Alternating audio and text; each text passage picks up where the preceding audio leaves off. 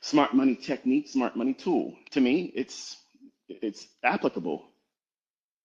I didn't go around and trademark it and say, I can put a trademark on it. You can't say it.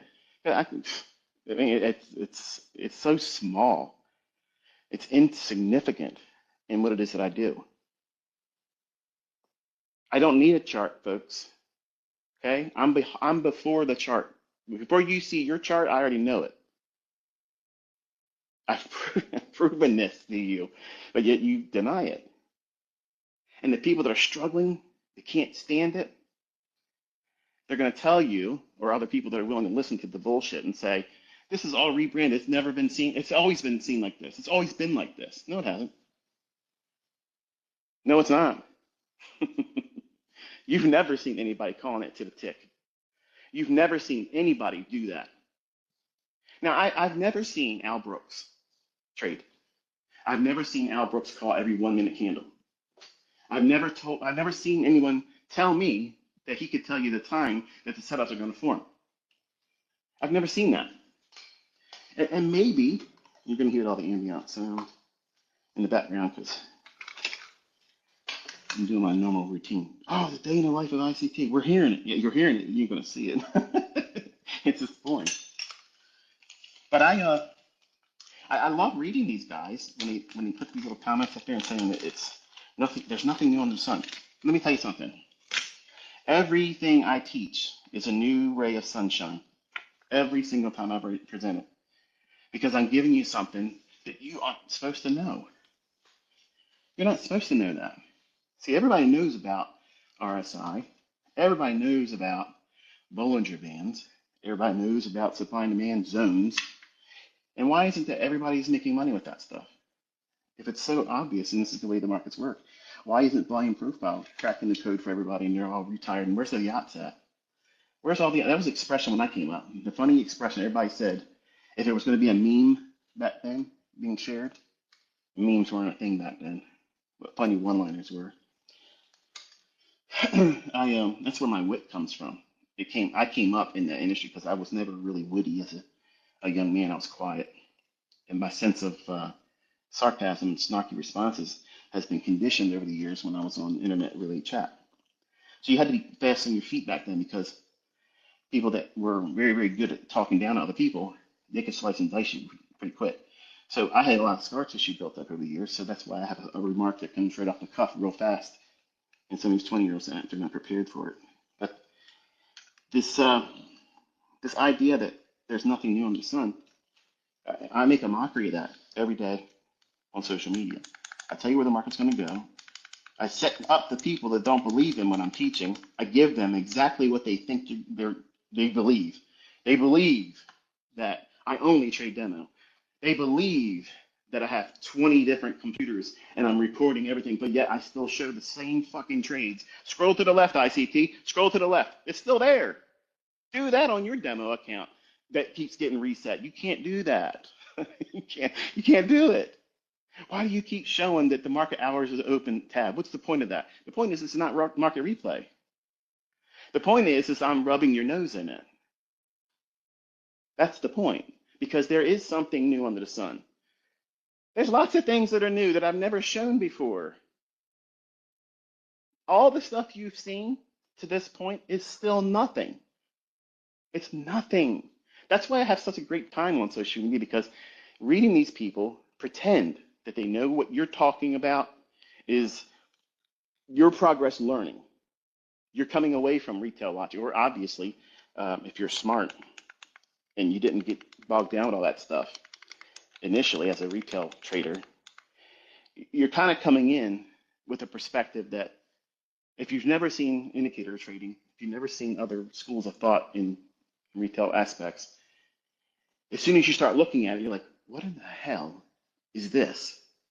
And why would anybody look at that versus what the price is doing and what time it is? That's it. Where's the liquidity? Where's the inefficiencies? And what day of the week is it? And where are we at in the daily range, time-wise? That's all that matters, because the algorithm only cares about that. It doesn't care about your Ichimoku position based on a cloud, based on a candlestick pattern, based on a moving average crossover, based on an overvaluation or an undervaluation of an indicator that absolutely has no bearing on what price is going to do. If there's nothing new under the sun, why does all these new forms of indicator keep coming out? Again, you're trying to stretch something to comfort you because you're seeing shit that shouldn't exist. I told you I had to do it wrong, baby. I had to do it wrong. But see, you don't believe it. You don't believe it because it's too good to be true. And I take that as a compliment. Thank you. Thank you, detractors. Thank you, doubters. Thank you, people that call me a scammer. I love it because without you, the people learning and seeing it in their own hands wouldn't be even more motivated by it. You not having said so. That's like a pinch to them that, yes, this shit's real. And yes, you are being cut out of a mold that few people can press themselves into. See, you have this normalcy bias, folks, that you deny me, you deny what I teach, and deny what I prove. Beyond a shadow of a doubt. I'm out here where I have to be right.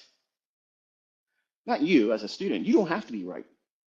See, the people that sell mentorships, they love the idea that I'm trying to teach you to be right. No, I'm teaching you how to operate and not demand perfection and still be profitable.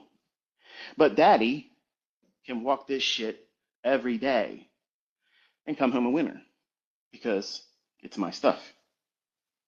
It's mine. I know when they're going to work and when they're not really going to work.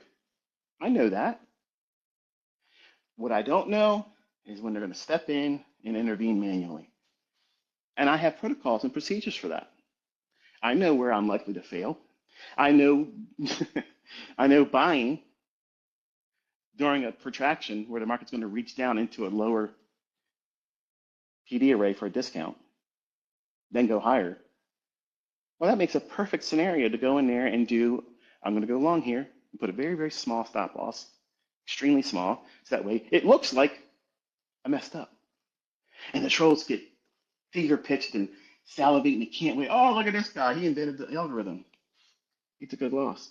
And then I really shunned the waters. Oh, took another loss. Look at that. Look at that.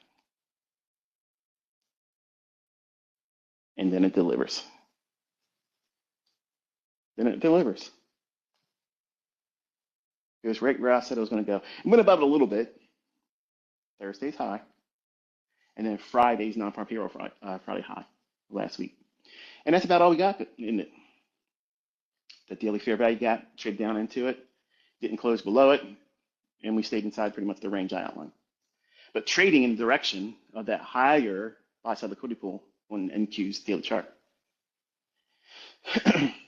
So that's we're not seeing nothing new under the sun. We're seeing something new under the sun. We're seeing proficiency. We're seeing consistency. We're seeing foresight. We're seeing precision-based ideas that are unrivaled in this industry. That's something new, folks. When I was coming up, we didn't have that. We didn't have one guy or one style of trading leading entirely all the time in first position all the time. But see, you're in that moment right now. You are in a Gann moment. You are in a Wyckoff moment. You are in a Jesse Livermore moment. You're listening to the person right now that all of those motherfuckers would be sitting in my classroom taking notes. And if that has a problem, it makes you all uncomfortable, this guy's arrogant. That's not arrogance. That's the absolute facts. That is absolute fact. Because you never seen them go out there and do that. You know, Gann wasn't even a profitable guy. Oop, weren't prepared for that. Jesse Livermore blew his brains out because he went bust. But these are the people that you all think I copied, and I don't have anything from them. Wonderful stories in terms of don't do this. But they would all be listening to this space right now if they were here. And they'd be looking at everything I ever put out there because what I'm teaching you never existed before. Just because you're looking at the same price charts and you're looking at shit after it's happened, that's easy to say. This resembles something. None of these people come forward and says, this is what this procedure, this is the methodology, calls for this, this, and this. And ICT is going to be able to say, here's this is going to line up. Have you ever seen anybody doing that? Because it's never fucking happened. I've challenged it. I've said it all the time. If my stuff is something else, save everybody time. Save them time. Get $5 million from me in a direct wire where you've proven beyond a shadow of doubt that whatever I'm teaching, institutional order flow entry drill, SIBIs, buy-side imbalance, sell-side efficiency, all these things, where they're going to form, the first presentation of them, and how they're going to be used throughout the week and the day. See, folks, George Angel with S&P trading, he never had the shit I'm teaching. It did not exist. See, in the beginning, I knew when I told people these were the people that were influential to me. It doesn't mean that they make my trading special. They were influential to me. What I learned from George Angel was the day was divided because this guy was a floor trader. The ebb and flow of what the market was doing, how these rushes of volume coming in, that's what made floor traders profitable. They could see the orders coming in. They could watch this massive shift where, man, there's a lot of buying. There's a lot of buying. And they all knew where the whale accounts were. And when these big whale accounts would start buying, what are they going to do? They're going to dogpile on top of it. They only need a little bit, but a little bit in their hands down there in the pits, you could be making millions of dollars in a month. But trading, because of patterns and shit, that's not what they were doing. They didn't have the luxury of having charts. They're standing down there in the pits, listening to these people rage about being short or being long, getting in and getting out. So they just dogpiled. That's all floor trading was. Yes, they had the pivot numbers. They knew that it was likely going to gravitate to that level down there. But really what they were watching was the order flow that was literally in their fucking hands. Ticket runners running down to the pit screaming, I got an order. I got an order. This is what I got. This is how many contracts. And they start ripping it across. They're hollering it out there. Some of you 20-years don't even know what the fuck that means. You have no idea what the fuck you're talking about half the time, let alone how these markets booked before they were electronic. I have floor traders, very successful floor traders, that were in my fucking mentorship that paid to learn from me because they couldn't do shit when they left the pit. Couldn't transition. Couldn't do it. They don't have a problem now. But you're learning technical science. You are in something that's new under the sun. You're experiencing something where they're going to write books about all of this stuff. And you were here when it happened. See, when you read a book about Gann, you read a book about Wyckoff, you read a book about Dow, Charles Dow, you don't really have an affinity for that. I know I didn't. I was like, whatever. To me, it sounded like Stalin, Abraham Lincoln, people, yeah, they maybe existed, but really, who gives a shit? See, I put out there a persona like Stone Cold Steve Austin because it causes people to argue and wrestle and reason. Does this guy know what he's talking about, or is he full of shit? And I love fanning the flames to have just enough for the people that don't want to warm up to the idea because they have hero mentality of loving something else, that they're going to talk. And that talking advertises for me. It's the same broken people that do it. And they are employed by me and they work for free. Their hate is a 100% validation to what you're learning sets you apart. These people that complain and say these things that I'm teaching are rebranded, they've never came forward and proven anything. Not one thing. And the proof is, again, I'm making it public. I have $5 million US, 100% real fucking money. Someone still has yet to come out and say, Here's where he gets the time for that fair value gap. This is the aspect of where he wants to use the lower half and the upper half when it changes in the state of delivery. Listen, folks, there has never been, ever, people talking, oh, yeah, Chris Lori, Chris Lori. Chris Lori couldn't do shit if we sat one by one. And I know you're going to hear it because they're going to give you the soundbite, Chris. I will invite you to use the stuff that you do right now. And if you do it better, I will give you $1 million, or I'll give you $1 million to your charity of choice. But it has to be live streamed, and we have to put it in a real account. Just one day. That's easy. Easy. And I promise you, I will bring out 5 things I've never fucking taught before that'll roll your fucking socks up. Now, put your money where your mouth is. Don't be double-minded. Don't speak out both sides of your mouth. When a fanboy or fangirl talks to you and says, oh yeah, this guy at ICT is arrogant, blah, blah, blah, but you're so humble. You're not fucking humble. You're a fucking fraud. You don't go on public social media and say, no, I don't see your stuff and showing my stuff in it. I don't see that. And then delete the fucking tweet. I told you I was going to get that fucking tweet. And I almost didn't want to screenshot it because I was like, nah, he's upstanding. He came out and he pretty much did it. But behind the scenes, I told him that I'm going to drag his ass into a lawsuit. And he was going to testify that what I'm doing ain't his shit. That's how far I was willing to go back then.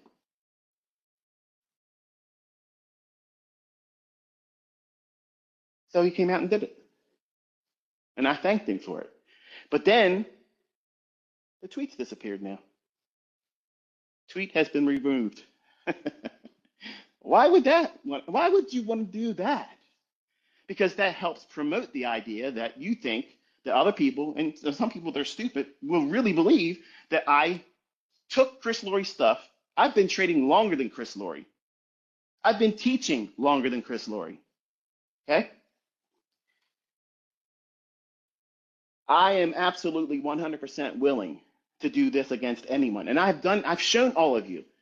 Billy Big Boggs, what's his name? Lance. Mr. Couple $1 million here and there with other people's money. I told him, let's go. Crickets, ran away, keep frauding, keep scamming. I'm calling it before it happens. I'm telling you what's going to happen, and I'm fucking taking trades. And dumb shit. Open up a fucking AMP account, or someone with a live AMP account, okay? Put the fucking orders on your screen. Put the orders on your screen. And it's going to look the same fucking way. Come on. These people are stupid. They're fucking stupid. They can't accept what they're seeing is real. They can't. It's completely blowing their fucking minds. And I love that. I love that because I got a lot of new students in the last 2 years that hated my fucking guts. And they're like, you know what? Your presentation style really got under my skin, and I wanted to prove you wrong. But damn it, when I went in there, it was a bitter pill for me to swallow and say, you know what? He's right. He got me. Because I want you to hate me. I want you to not trust me. I want you to fucking go in there and say, you know what? I'm going to prove this son of a bitch a liar. And guess what happens? You're a fucking convert. You're convinced. Because you can't escape it. When you do the real work, you can't escape. What I'm teaching you is the market. Because I am the fucking algo. I'm making it very plain and telling you right now, I am the fucking market maker. I am the motherfucker that runs your stop. I am the motherfucker that sets the daily high and low. I am the motherfucker that works out all this shit in advance. And if you can't see it, if you can't recognize it, if you don't know what the fuck I'm talking about, it went completely over your fucking head. And you deserve to be right where you're at because you're not trying to learn. You're trying to listen to all these people talk out their ass and they can't do shit. They can't do anything but talk out their ass. What do you think I'm doing every fucking day? What do you think I'm doing? It's not magic tricks. Price is only going to go where everybody sees it go. And it's going where I say it's going to go. And it's not simply saying enough that, yeah, I can trade. It's not enough to say that. Not for me, it ain't. It's not enough to say that I can be consistent in front of all of you. That's not enough for me. I want to fucking twist that dull edge over and over and over again for the people that have lied and talked shit and they're silent. They can't say shit and have any meaning behind it. Look at all the people that are standing out in our industry right now. They're among you. They are your brethren. They have been in the same position you're in right now, listening to the same person talk to you right here, right now.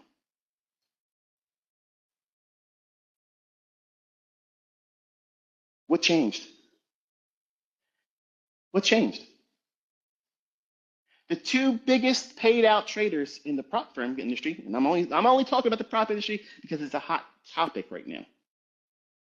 But I have students that have quadrupled both Kyle and Kane in 1 year. But they don't give a fuck about your acceptance of them. They don't want to be hounded. What model do you use? What PDF do you use? What are you doing? Because that's exactly what everybody does. Well, how do you use an ICT? It doesn't matter what anybody else is doing. How are you using what I taught? That was the invitation. But both Kyle and Kane have been honest. They said they were fucking wrecks as traders. They were doing all kinds of stuff. They tried everything. They tried every fucking thing. But my life's work made them millionaires. Sure, absolutely. They had to condition themselves, and 90% of the work was done by them. Don't get it twisted. But how they think, how they talk, you can tell they're one of mine.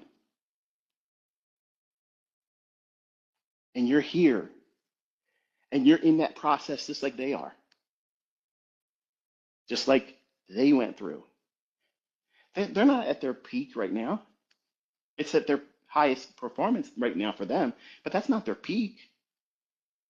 I guarantee you, if you gave both of them the stage to speak exactly how they want to speak and dismiss the idea of arrogance, dismiss the idea of not appearing humble, just talk plainly, they know. They fucking know that they can walk out there and smash this shit when they want. But because now they've been recognized, I'm very interested to see how they handle it. Because as a 20-year-old on America Online, I was a fucking nut